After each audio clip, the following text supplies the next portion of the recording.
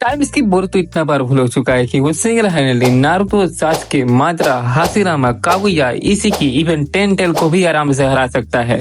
Boruto to blue vortex का 2 साल हो चुका है और इससे बढ़िया टाइम नहीं हो सकता बोरुतो के पावर को एक्सप्लेन करने का। Thank you to everyone. इन 1.5 साल में मेरे 50 सब्सक्राइबर्स कंप्लीट हो चुके हैं और ये कोई बड़ी अचीवमेंट नहीं है, मुझे पता है, लेकिन एज अ स्लो लर्नर ये मेरे लिए बहुत है। जो मैंने स्टेटमेंट दिया है ना कि बोरुतो इन कैरेक्टर्स को इजीली हरा सकता है, मैंने मजाक में नहीं कहा है। जो कैरेक्टर्स तुम्हें स्क्रीन पे दिख रहे हैं वो नारुतो बोरुतो यूनिवर्स की गॉड टियर के लोग हैं। इनको हराने के लिए सीधा गॉड को आना पड़े, इतना पावर ये लोग होल्ड करते हैं और बोरुतो इनको सिंगल हैंडली आराम से ओवर पावर कर रहा है कि तुम लोग सोच भी नहीं सकते। तो आओ यार कुर्सी की पेटी मान लो और खो जा मेरी वीडियो में, ऐसा समझो कि ये वीडियो तुम नहीं बनाई है। तो वीडियो को स्टार्ट करते हैं। तो बात करते हैं बोरुतो के ब्लड लाइन की। तो देखो बहुत सारे ब्लड लाइन से कनेक्टेड है। पहला तो नामिका से ब्लड लाइन, उजुमा की ब्लड लाइन और यूगा ब्लड लाइन के साथ ओत्सुसु की ब्लड लाइन से भी कनेक्टेड है। लेकिन ओत्सुसु की ब्लड लाइन से भी वो डायरेक्ट और इनडायरेक्ट कनेक्टेड है। कैसे, मैं तुम्हें बताता हूँ। डायरेक्ट कनेक्टेड तो वो मोमोशिकी से है,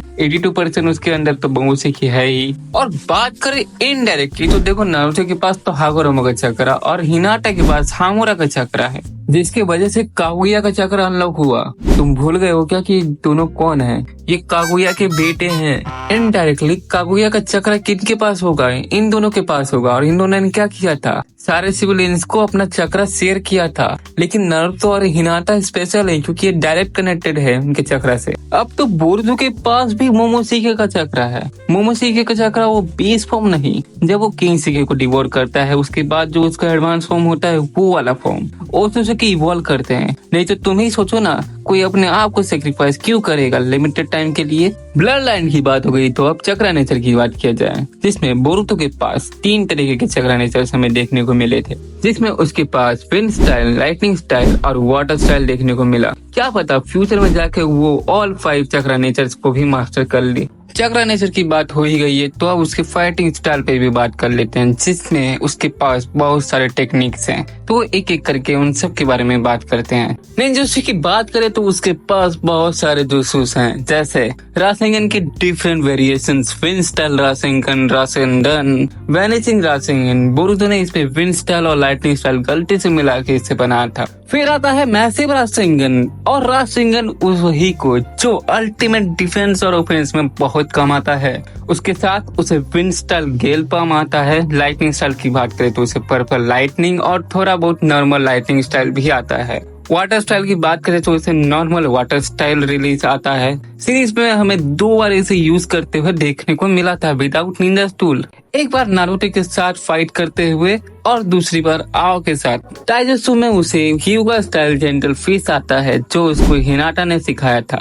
केंजुत्सु और सूरिकेन जुत्सु उसको सास्के ने सिखाया था। सॉर्ड एंड सूरिकेन को कैसे यूज करते हैं वो सब, और उसके साथ उसे मल्टी शैडो क्लोन टेक्निक भी आता है और साथ ही साथ ट्रांसफॉर्मेशन जुत्सु यानी हैरम जुत्सु भी उसे आता है। लेकिन अब ये वो टेक्निक्स को यूज नहीं करता है। फिर आते हैं केंजुत्सु पर। अब ये क्या बला है? तो ये चीज जो भी टेक्निक्स को फॉरबिडन कर दिया जाता है उसको बोलते हैं, जिसमें बोरुतो ने फ्लाइंग थंडर गॉड टेक्निक को मास्टर तो नहीं, बस उसे सीखा है, अभी मास्टरी करना बाकी है। चक्रा फ्लो, इसमें यूजर अपने चक्रा को वेपन में ट्रांसफर कर देता है, जिससे जो वेपन है वो और भी ज्यादा डैमेज कर सकता है। बोरुतो अपने स्वॉर्ड में पर्पल लाइटिंग ऐड करता है, जिससे उसका डैमेज इंक्रीज हो जाता है। Chakra absorption and space time ninjutsu जो कि बोरुतो के कर्मा की पावर है। अब कर्मा क्या है? कर्मा एक तरीके से समझो कि सेज मोड की तरह है। यूजर की स्ट्रेंथ को एनहांस कर देता है, स्पीड को एनहांस कर देता है।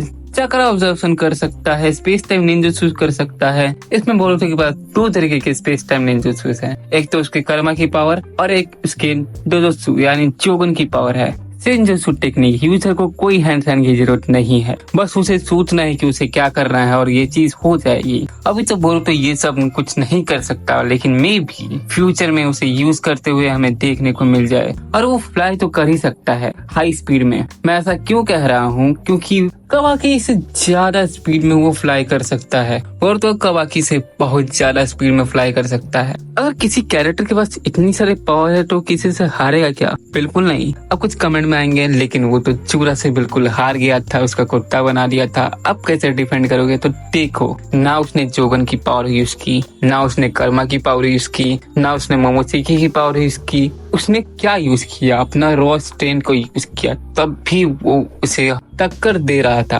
हरा नहीं रहा था, टक्कर दे रहा था। अगर वो कर्मा की पावर्स को यूज करेगा, जोगन की पावर को यूज करेगा, और फिर मुझे नहीं लगता कि चूरा उसे हरा पाएगा। अगर वो कर्मा की पावर, जोगन की पावर को यूज करेगा तो उससे क्या होगा? उसके सारे टेक्निक्स को बूस्ट मिलेगा, इनहेंस हो जाएंगे सारे पावर्स। तुम सोचो ना, फिर चूरा क्या कर सकता है? कुछ नहीं। So that's it all. इस वीडियो को रैप अप करते हैं और कमेंट में बताना क्या तुम मेरी ओपिनियन से सहमत हो। नहीं हो तो प्रॉपर एक्सप्लेनेशन देना कि क्यों नहीं हो, और तुम्हारे हिसाब से कौन पावरफुल हो सकता है फ्यूचर में, ये भी बता सकते हो तुम। तो थैंक यू।